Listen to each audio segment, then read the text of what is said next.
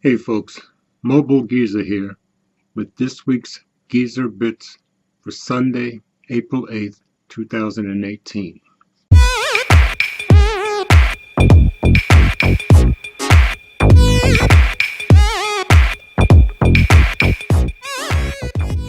So this week I'll start with a little bit of phone news that I have.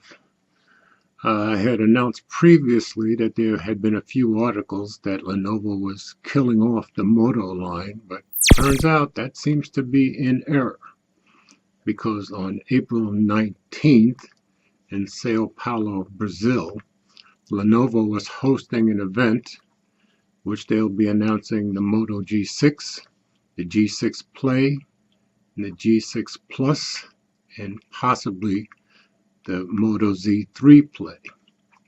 So news of their demise have been obviously overrated.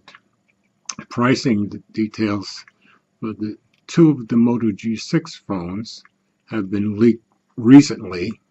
The Moto G6 Play is suggested at a price of $199 and the Moto G6 $249.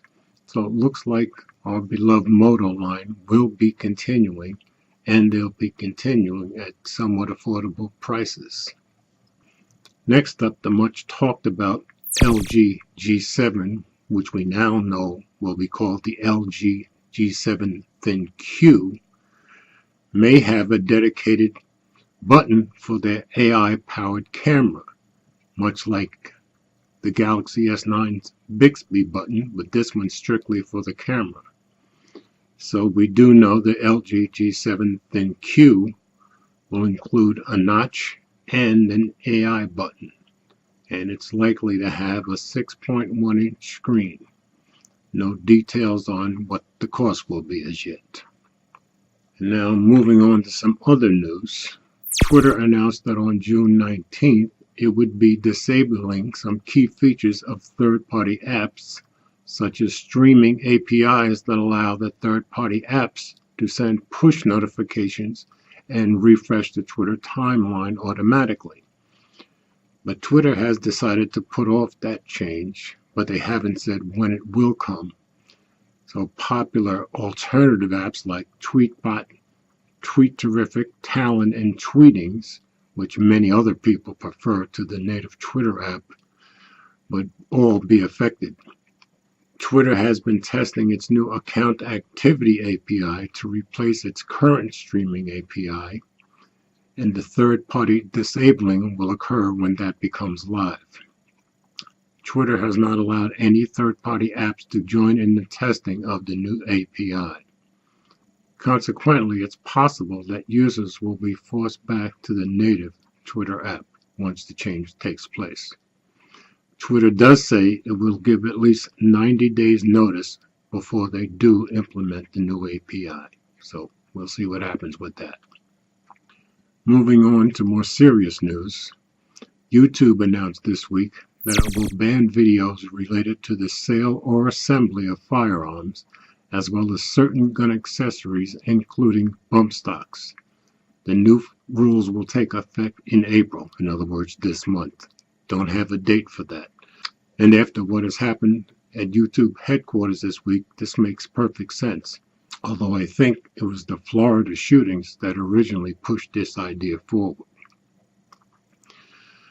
Next up, Facebook will support implementation of the Honest Ads Act, a proposed act in Congress that would require companies like Facebook and Google to keep copies of political ads and make them publicly available. Under the act, the companies would also be required to release information on who these ads were targeted to, as well as information on the buyer and the rates charged for the ads. Mark Zuckerberg wrote, "Election interference is a problem that's bigger than any one platform, and that's why we support the Honest Ads Act. This will help raise the bar for all political advertising online." End quote. Also, Facebook has come up with a new data access plan, which will restrict third-party apps from targeting users to a degree along with other changes to protect their users. Considering what's been happening in the news with Facebook in the last few weeks, this is probably a good move, and they are committed to making changes. And for some Google news this week, Google may launch a mid-range Pixel in India as part of its India hardware push. A new report claims that Google will launch a proper portfolio of hardware in India. Likely to be included are the Google Home speaker, Nest smart home gadgets, and a Pixelbook laptop. I guess all being more affordable than they are here in the US. So obviously Google is making a big push to up their game in India. And finally, Alexa speakers now have something called announcements. It works much like a Google Home broadcast. So if I say the keyword for Google and then say broadcast, it'll ask me, what do you want to broadcast? And then I'll say it, and word for word, it'll broadcast on every other Google Home speaker in the house. Well, now Alexa speakers can do the exact same thing. The difference being, you have to say, Alexa, make an announcement. It'll ask you what the announcement is, and then it'll broadcast on all the other Alexa devices in the house. So it looks like Alexa is doing what it can to catch up with Google Home, and I'm sure vice versa too. So that's all I have for this week. As always, comments are welcome, and thanks for watching.